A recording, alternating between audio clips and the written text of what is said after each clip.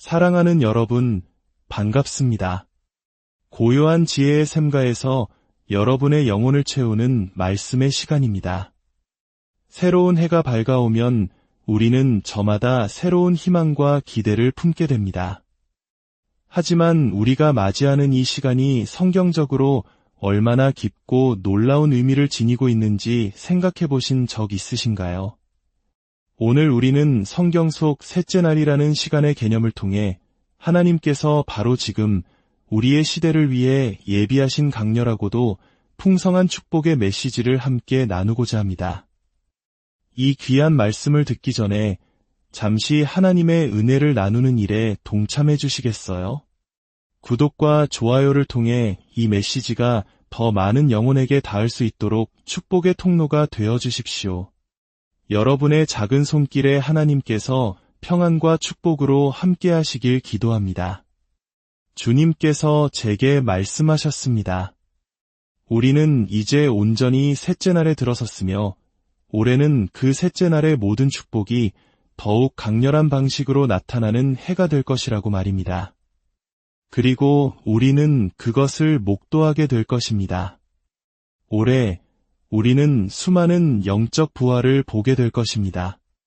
여러분 중 많은 이들이 하나님에 의해 일으켜 세워져 마치 그분의 눈앞에서 동행하듯 친밀한 삶을 살게 될 것입니다. 여러분의 결혼 생활 가운데 역사하시는 하나님을 보게 될 것이며 배우자와 다시 깊은 사랑에 빠지는 은혜가 부어질 것입니다.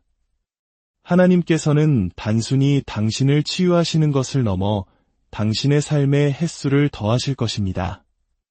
수많은 세월 속에서 참된 생명력을 경험하게 될 것입니다.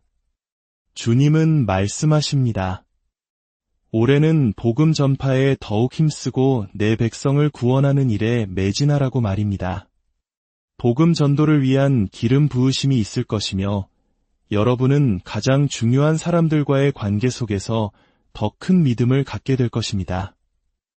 이 모든 것이 셋째 날의 절정을 이룰 것입니다. 셋째 날에는 우리가 상상하는 것보다 훨씬 더 많은 것들이 예비되어 있습니다. 우리는 마침내 2025년이라는 시간에 도착했습니다.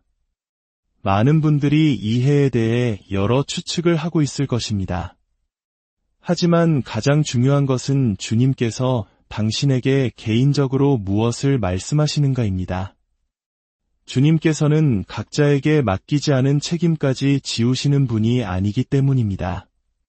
일단 말씀이 선포되고 그것을 듣게 되면 우리에게는 그 말씀에 순종하고 하나님께서 집중하길 원하시는 것에 초점을 맞출 책임이 생깁니다. 하나님께서 행하시는 모든 일에는 먼저 비전, 즉 청사진이 주어집니다. 하나님께서는 성막이 세워지기 훨씬 이전의 모세에게 그 모형을 보여주시며 말씀하셨습니다. 너는 내가 보여주는 양식대로 모든 것을 만들라. 이것은 율법이나 십계명과는 다른 차원의 말씀이었습니다. 그것은 바로 하나님 집의 모형, 즉 패턴이었습니다. 하나님께서는 인간이 연약하여 율법을 온전히 지킬 수 없다는 것을 아셨습니다. 율법은 인간의 의로움을 증명하기 위해 주어진 것이 아니라 오히려 우리 중 누구도 스스로 선에 이를 수 없음을 선포하는 역할을 합니다. 그래서 하나님께서는 놀라운 일을 행하셨습니다. 우리의 타락하고 죄에 물든 옛 본성을 십자가에서 그리스도와 함께 못 박으신 것입니다. 아멘. 이 얼마나 복된 소식입니까? 하지만 어떤 분들은 이렇게 질문할 수 있습니다. 죄에 대해 죽었다고 하는데 왜 제 안에서는 여전히 분노가 치밀고 나쁜 생각이 떠오르고 불평이 터져나올까요? 그것이 바로 믿음의 삶이 필요한 이유입니다. 하나님께서는 말씀하십니다. 너는 이제 믿음으로 행하고 보이는 것이나 느끼는 것으로 행하지 말라. 분노가 느껴질 때조차 당신은 죄에 대해 죽은 자임을 선포해야 합니다. 당신의 진짜 정체성은 그리스도 안에서 새로운 피조물이 된 것입니다. 의와 거룩함으로 지으심을 받은 새 본성의 열매가 아직 온전히 보이지 않더라도 우리는 그 모습으로 자라가고 있으며 해가 갈수록 그 모습은 더욱 분명하게 드러날 것입니다. 하나님의 관점에서 당신은 이미 육신과 분리된 존재입니다. 하나님은 당신을 보실 때 당신의 새로운 본성, 즉 그리스도 안에 있는 당신의 영을 보십니다. 그리고 그분 앞에서 당신은 언제나 거룩하고 흠없고 책망할 것이 없는 의로운 존재입니다. 이것이 바로 하나님께서 보시는 진정한 현실입니다. 하나님은 성경 속에서 숫자를 통해 깊은 영적 의미를 드러내십니다. 예를 들어 숫자 5는 은혜를 상징합니다. 다윗의 이름이 5번째 언급되었을 때 그는 사울 왕에게 큰 은총을 입었다는 기록이 나옵니다. 2025년의 숫자 25는 5 곱하기 5, 즉 은혜 위에 은혜, 강렬하게 부어지는 은혜를 의미합니다. 숫자 3은 부활을, 4는 세상을, 6은 사람을 상징합니다. 이처럼 하나님은 숫자를 통해 그분의 계획을 우리에게 암시하십니다. 많은 이들이 한 번 축복을 받으면 그것으로 끝이라고 생각하는 경향이 있습니다. 하지만 하나님은 우리를 거듭거듭 축복하기 원하시는 분입니다. 아브라함, 이삭, 야곱을 보십시오. 하나님은 그들의 생애 여러 시점에서 반복하여 내가 내게 복을 주겠다고 약속하셨습니다. 하나님의 축복은 무한하며 결코 한계가 없습니다. 세상 모든 사람에게 내리는 일반적인 축복이 있고 그분의 자녀들을 위한 특별한 축복이 있으며 그 자녀들을 위한 더 많은 축복, 그리고 훨씬 더 많은 축복이 있습니다.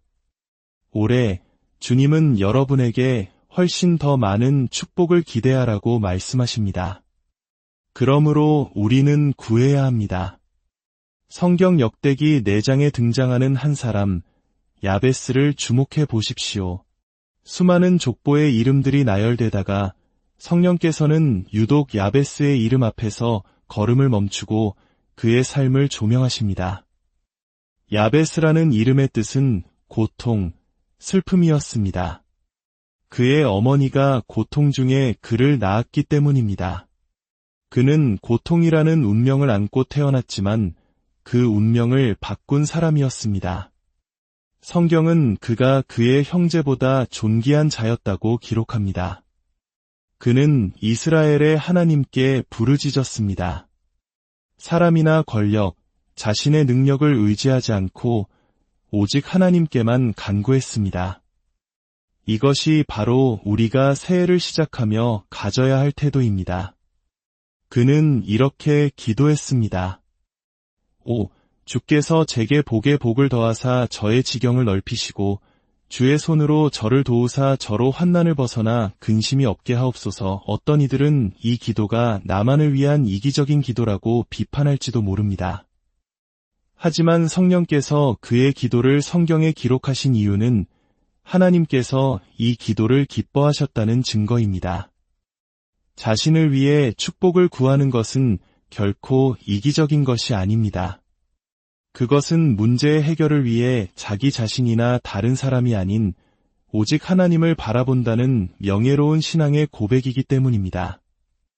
당신이 축복을 받아야 다른 사람을 축복할 수 있습니다. 당신의 마음이 평안해야 당신의 가정이 평안할 수 있습니다. 야베스의 기도에는 오라는 깊은 갈망의 탄식이 담겨 있습니다. 여러분의 기도에도 그런 간절함이 있습니까?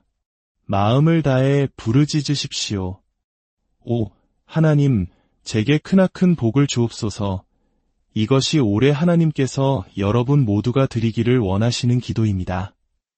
이제 우리는 셋째 날의 축복에 대해 더 깊이 들어가 보겠습니다. 성경 베드로후서 3장은 주께는 하루가 1000년 같고 1000년이 하루 같다고 말씀합니다. 예수님께서 십자가에 달리시고 부활하신 지 약 2000년이 지났습니다. 하나님의 시간 계산법에 따르면 우리는 이틀이 지나고 이제 막 셋째 날의 새벽을 맞이하고 있는 것입니다. 호세아 6장은 이렇게 예언합니다. 이틀 후에 우리를 살리시며 셋째 날에 우리를 일으키시리니 우리가 그의 앞에서 살리라. 이 말씀은 여러 층위의 의미를 가집니다. 궁극적으로는 예수 그리스도의 재림과 함께 있을 교회의 휴거, 즉 죽은 자와 산 자 모두가 영광스러운 몸으로 변화되어 주님 앞으로 들려 올려지는 사건을 예표합니다. 예수님께서 셋째 날 새벽에 부활하셨듯 그분의 몸된 교회 역시 셋째 날에 이른 아침, 즉 우리가 살고 있는 이 시대에 들림받을 수 있다는 소망을 품게 합니다. 하지만 이 예언에는 우리 각자의 삶에 적용되는 개인적인 메시지 또한 담겨 있습니다. 셋째 날은 우리에게 어떤 축복을 가져다 줄까요? 첫째, 영적 부활과 회복의 날입니다. 주님께서 여러분 각자를 일으켜 세워 그분과 깊은 친밀함 속에서 살게 하실 것입니다. 마치 아브라함에게 내 앞에서 행하여 완전하라고 말씀하신 것처럼 말입니다. 여기서 순서는 완전해진 후에 내 앞에 서는 것이 아니라 내 앞에서 행할 때 완전해지는 것입니다. 아침에 눈을 뜰 때, 일터로 향할 때 언제나 당신을 향해 미소 짓고 계시는 주님의 임재를 의식하며 살아가십시오. 그럴 때 당신의 삶은 온전해질 것입니다. 예수님께서 제자들에게 나를 따라오라, 내가 너희를 사람 낚는 어부가 되게 하리라고 하셨습니다. 사람 낚는 법을 먼저 배우는 것이 아니라 주님을 따를 때 저절로 사람을 낚는 어부가 되는 것입니다. 올해 수많은 영혼들, 특히 잠시 교회를 떠났던 젊은 세대들이 주님께로 돌아오는 놀라운 부활의 역사를 목격하게 될 것입니다.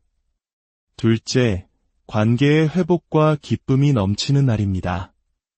요한복음 2장을 보면 셋째 날에 갈릴리 가나에 혼례가 있어 라는 구절로 시작합니다. 바로 그곳에서 예수님은 물을 포도주로 바꾸는 첫 번째 기적을 행하셨습니다. 이것은 셋째 날을 살아가는 우리를 위한 메시지입니다. 기쁨이 사라지고 의무감만 남은 밋밋한 관계, 특히 결혼 생활에 주님께서 개입하시면 그것을 최상의 기쁨과 사랑이 넘치는 관계로 변화시켜 주실 것입니다.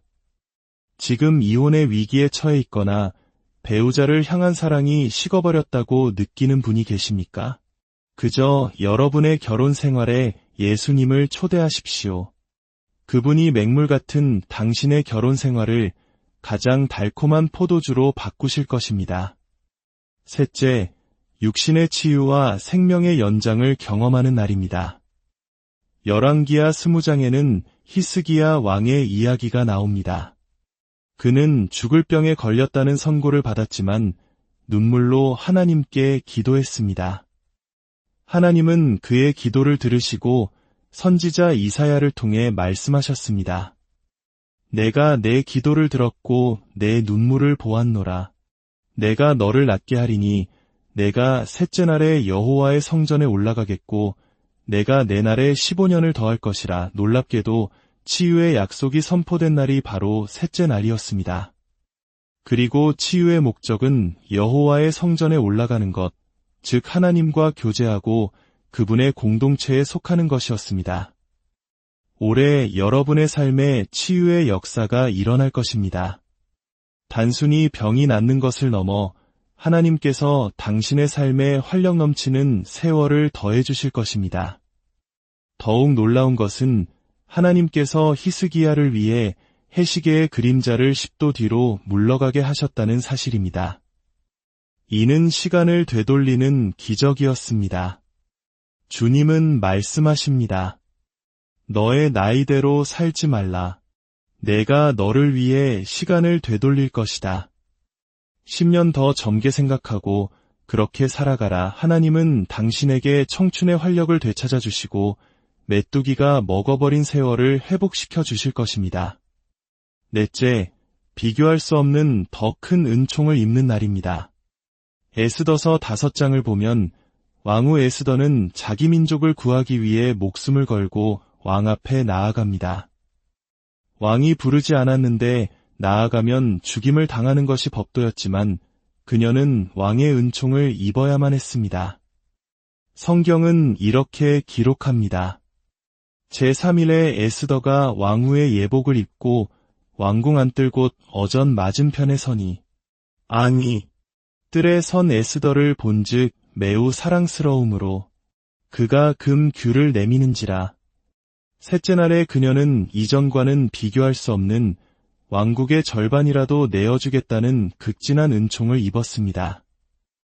올해 여러분은 이미 받은 은혜 위에 더 큰 은혜를 경험하게 될 것입니다. 당신의 인생에 결정적인 영향력을 미치는 중요한 사람들로부터 놀라운 호의와 인정을 받게 될 것입니다.